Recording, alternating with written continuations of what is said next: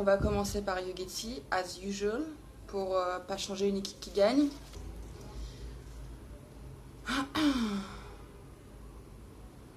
Alors, parfois c'est un peu chelou. Quand l'aurore de la simplicité prend vie, les complications disparaissent. Quand l'aurore de la simplicité prend vie, les complications disparaissent. Oui, quand c'est simple, ce n'est pas compliqué. Alors, aujourd'hui, revenons à nos moutons. Nous reparlons donc du défi Septembre Zéro Plastique qu'on se pose. On a déjà parlé donc, de notre salle de bain, de tout ce qu'on utilise pour nos cheveux, notre corps, notre visage. On a parlé de notre vie quotidienne avec tout ce qu'on peut mettre en place dans notre quotidien pour éviter d'acheter du plastique à l'extérieur. Maintenant, parlons de la chose qu'on aime tous faire, qu'on est tous super contents de faire et qu'on a tous hâte de faire, le ménage, voilà, le gros kiff de la vie. Pour le ménage, il faut savoir que il y a deux choses très importantes qui sont utilisables pratiquement pour tout. C'est le bicarbonate de soude et le vinaigre blanc que moi j'ai mis dans ce contenant-là. En fait, à deux, ils sont multi-usages et peuvent faire l'affaire pour toutes les surfaces que vous avez à nettoyer. Donc on va commencer par les sols. Pour les sols, il y a un autre truc que j'aime bien ajouter aux espèces de produits que je fabrique, mais en fait je le fabrique au moment même où je compte faire le ménage, c'est qu'en fait je me suis un peu pris la tête, j'ai découpé donc, du savon de Marseille en copeaux, alors qu'en fait on peut directement aller acheter un copeau, mais bon, voilà, j'aime bien, voilà. J'en mets un tout petit peu en fait dans la bassine d'eau avec laquelle je vais faire mon sol, laver mon sol.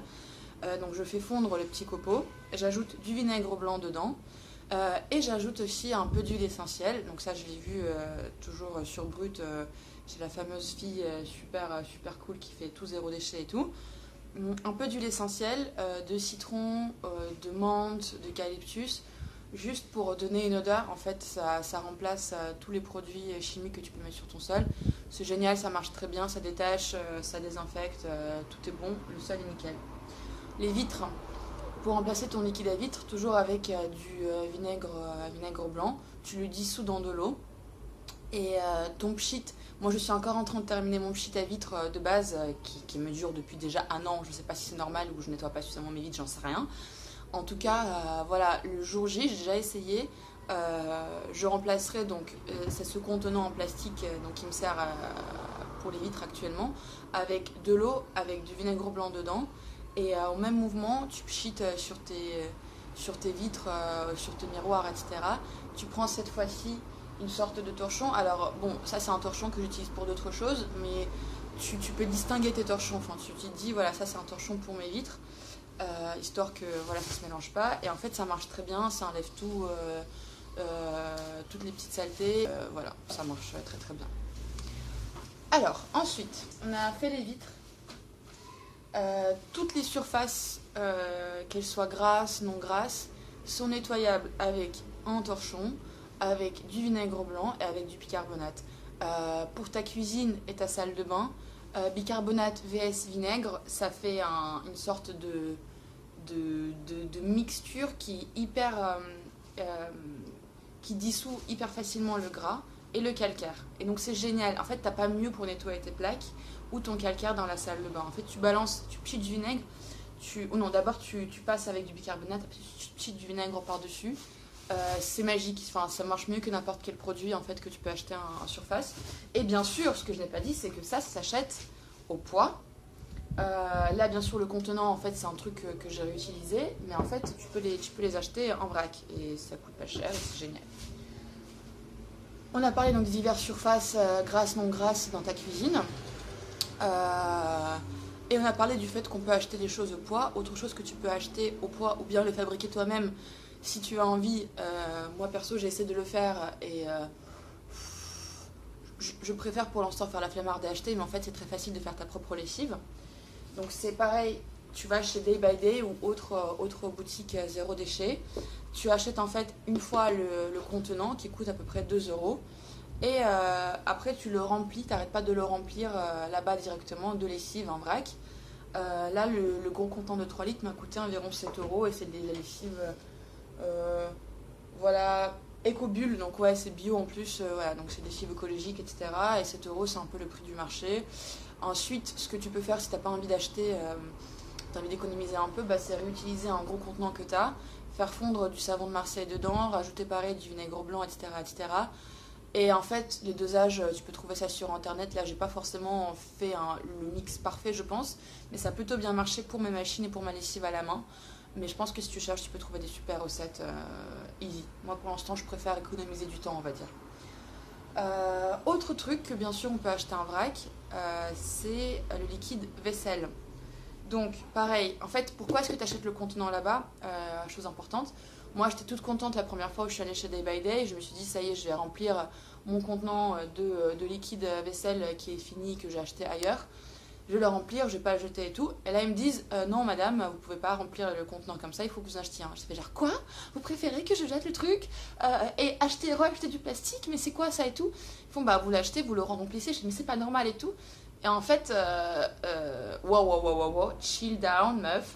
En gros, ils m'ont expliqué que euh, tu- pour des normes d'hygiène et de santé, tu ne peux pas mélanger deux produits différents. En fait, à partir du moment où tu as pris un contenant euh, et que tu sais pas quelles étaient les choses qui étaient dans l'autre contenant que tu as ramené de l'extérieur, si tu l'as bien rincé, etc., ils te demandent obligatoirement d'acheter un nouveau contenant et ensuite de revenir avec ce contenant-là à chaque fois pour tout simplement des questions de sanitaire. Je pense que c'est obligatoire.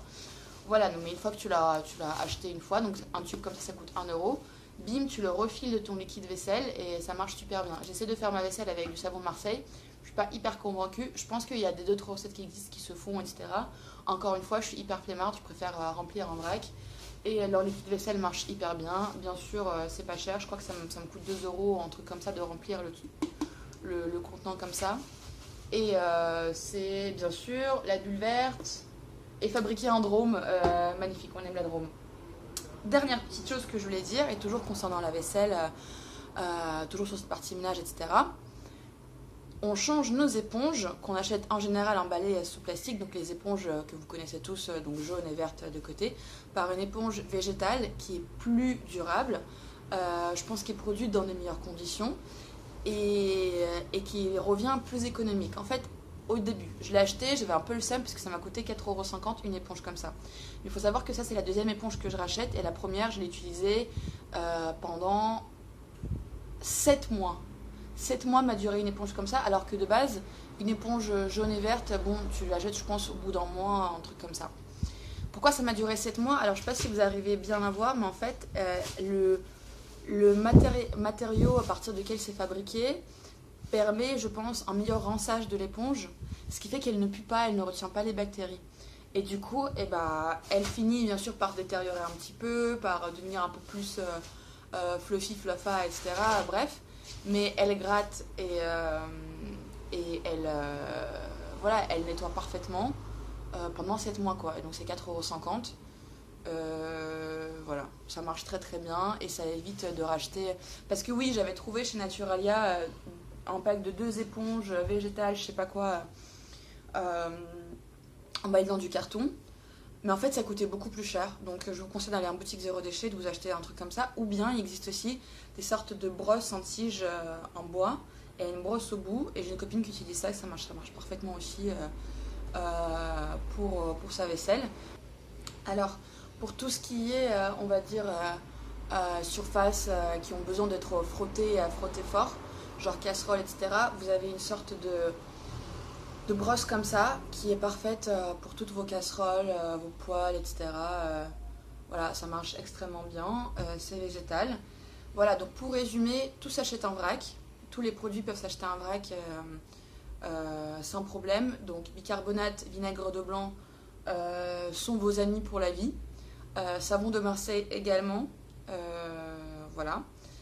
Et c'est tout. Je pense que pour le ménage, on a fait le tour. Encore une fois, s'il reste des questions, des choses particulières que j'ai pas mentionnées, n'hésitez pas à poser des questions. On peut trouver des solutions ensemble.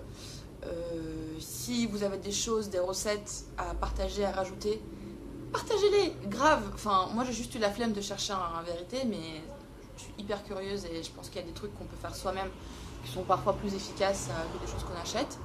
Même si là je suis très contente avec les produits que j'achète en vrac, pour être honnête. Voilà, et septembre zéro plastique, on va y arriver. Voilà, tout ce que j'ai à dire. N'hésitez pas à regarder les autres vidéos, donc du coup sur la salle de bain et sur la vie quotidienne. Et prochainement, je vais en faire d'autres. Voilà, je vais essayer de faire une vidéo par semaine environ jusqu'à septembre pour qu'on puisse avoir vu toute la panoplie des choses qu'on devra mettre en place pour réussir le défi du septembre zéro plastique. Plastic Free September. Bisous.